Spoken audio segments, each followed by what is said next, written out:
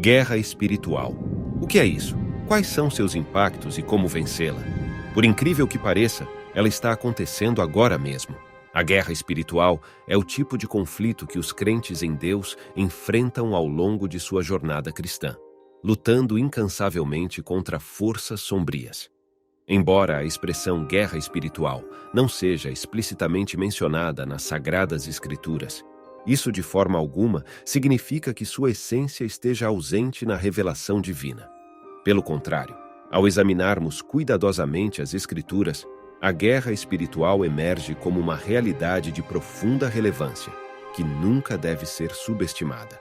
Entretanto, é inegável que o entendimento da guerra espiritual muitas vezes se torna nebuloso e distorcido dentro da comunidade cristã.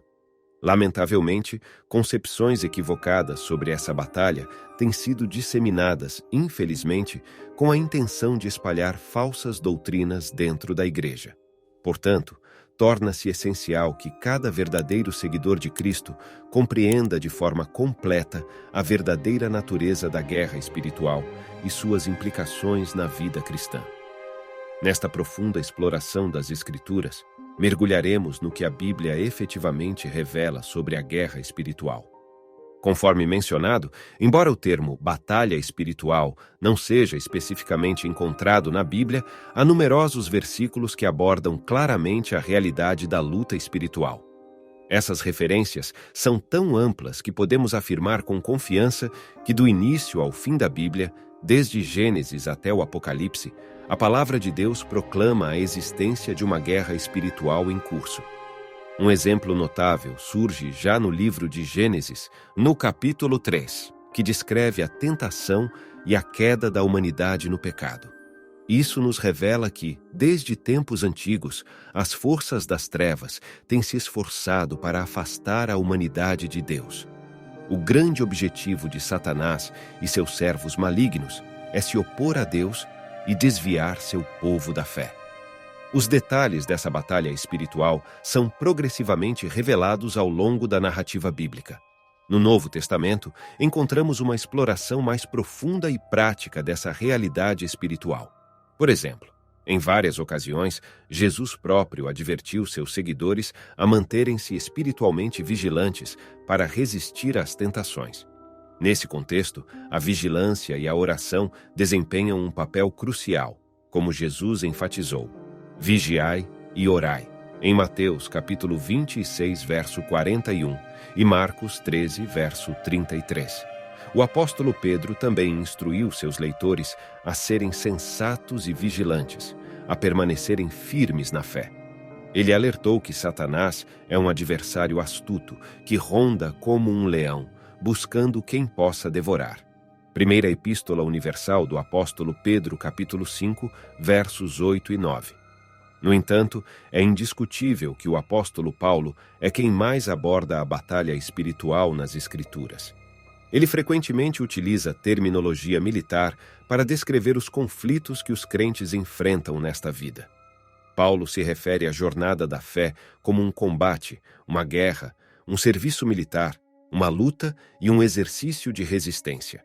Primeira Epístola aos Coríntios, capítulo 16, verso 13. Carta aos Efésios, capítulo 6, versos 10 ao 20. Primeira Epístola a Timóteo, capítulo 1, versos 19 e 20. No final de sua vida, Paulo afirmou: combati o bom combate, completei a corrida, guardei a fé. Segunda Epístola a Timóteo, capítulo 4, verso 7. Isso ressalta a importância de perseverar na fé e permanecer firmes na batalha espiritual que enfrentamos como seguidores de Cristo. Sem dúvida, ao explorarmos o delicado tema da batalha espiritual entre os cristãos, podemos discernir uma série de equívocos que permeiam este âmbito. Em linhas gerais, esses equívocos podem ser categorizados em duas vertentes igualmente prejudiciais: a subestimação e a supervalorização. No primeiro grupo, encontramos aqueles cristãos que subestimam de forma flagrante a genuinidade da batalha espiritual. Esta parcela vive como se os poderes das trevas fossem meramente conceitos fictícios, relegando os demônios a meras figuras mitológicas e tratando a batalha espiritual como uma narrativa folclórica. Por outro lado, existe um segundo grupo que, de maneira diametralmente oposta, supervaloriza a dimensão da batalha espiritual, criando uma interpretação distorcida e não respaldada pelas Escrituras. Nesse sentido, atribuem às forças malignas um protagonismo que excede sua real influência e poder. Para esses indivíduos, praticamente todos os acontecimentos da vida se desenrolam em meio à batalha espiritual, e qualquer contratempo é prontamente atribuído à ação de Satanás. Há até quem conceba Satanás como uma espécie de divindade maligna, conferindo-lhe autonomia ilimitada em suas ações. Todavia, é imperativo frisar que tal perspectiva está em desacordo com o retrato bíblico da batalha espiritual. Adicionalmente, é dentro do grupo que exagera a importância da batalha espiritual que surgem as heresias mais graves dentro das comunidades cristãs. Um exemplo notável desse fenômeno é o chamado movimento de batalha espiritual. Esta corrente busca introduzir práticas sincréticas e pragmáticas no seio das igrejas, muitas vezes fundamentadas em doutrinas influenciadas pelo ocultismo e misticismo. Dentre as práticas mais notórias desse movimento, destacam-se rituais para quebrar maldições, com ênfase naquelas tidas como hereditárias.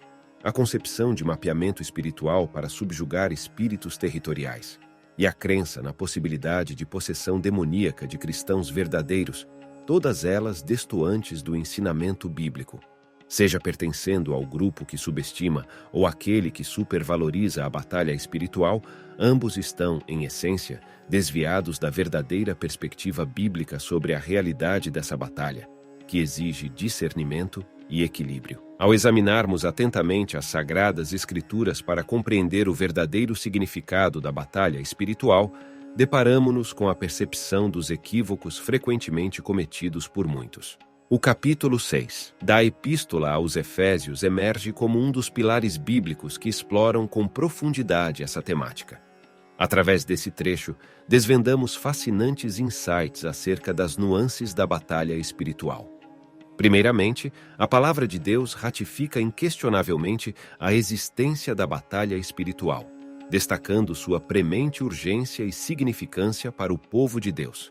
Em segundo lugar, as Escrituras delineiam de modo inequívoco os antagonistas do mal, ou seja, aqueles que devem ser enfrentados na arena da batalha espiritual. O apóstolo Paulo discerniu que esses adversários se manifestam como principados e potestades, os soberanos das trevas deste mundo e as hostes espirituais da maldade nos lugares celestiais. Efésios 6, 12.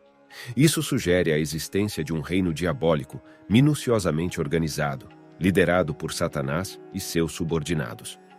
Em terceiro lugar, as Escrituras elucidam o propósito desse império maligno e suas artimanhas.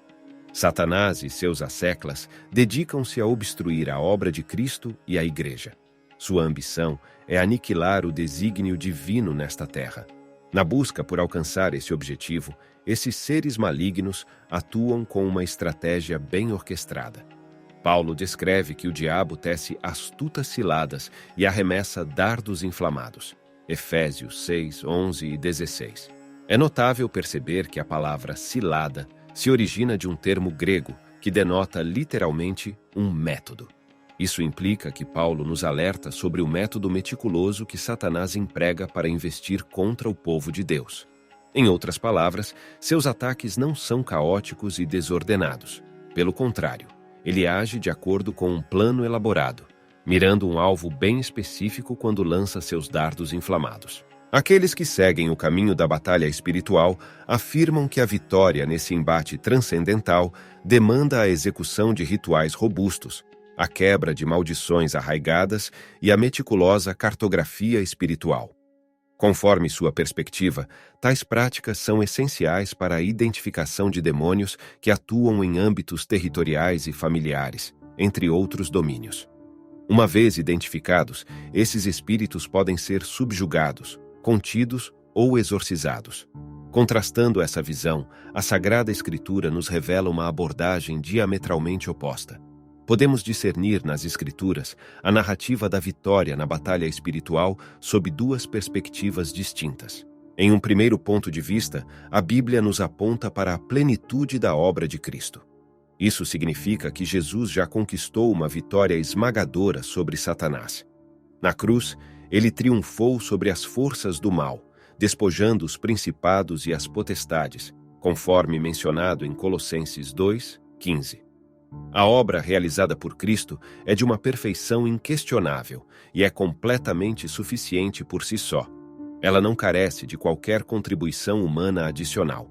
O crente não é responsável por derrotar os espíritos malignos, pois eles já foram completamente despojados por Cristo.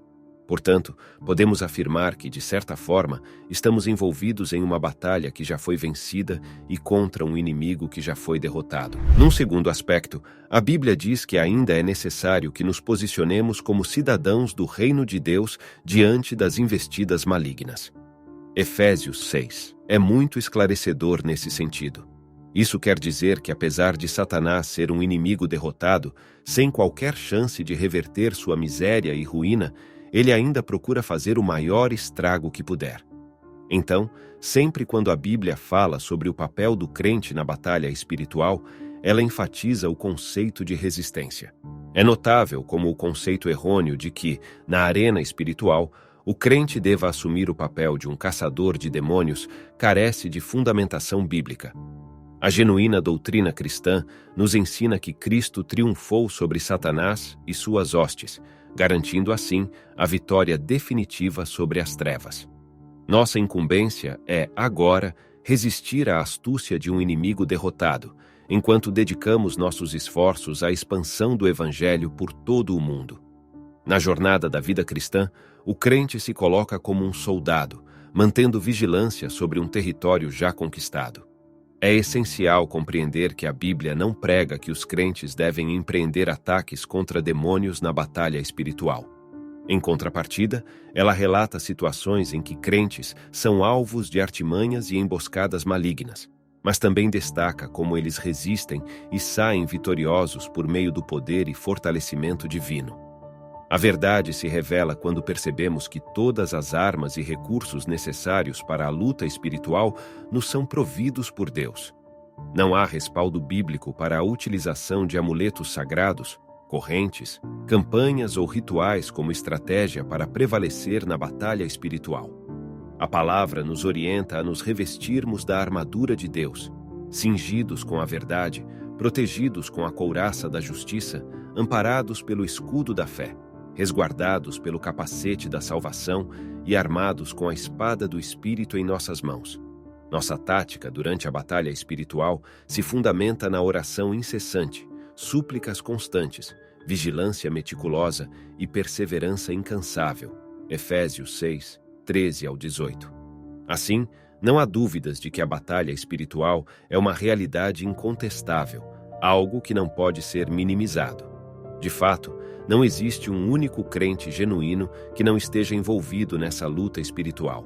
Portanto, é de suma importância que cada cristão compreenda verdadeiramente o que é a batalha espiritual à luz das Escrituras.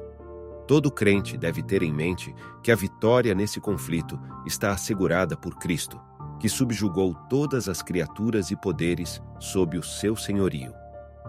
Mas você sabia que existem entidades de destaque na batalha espiritual? Existe um anjo muito poderoso. Na verdade, o mais poderoso de todos.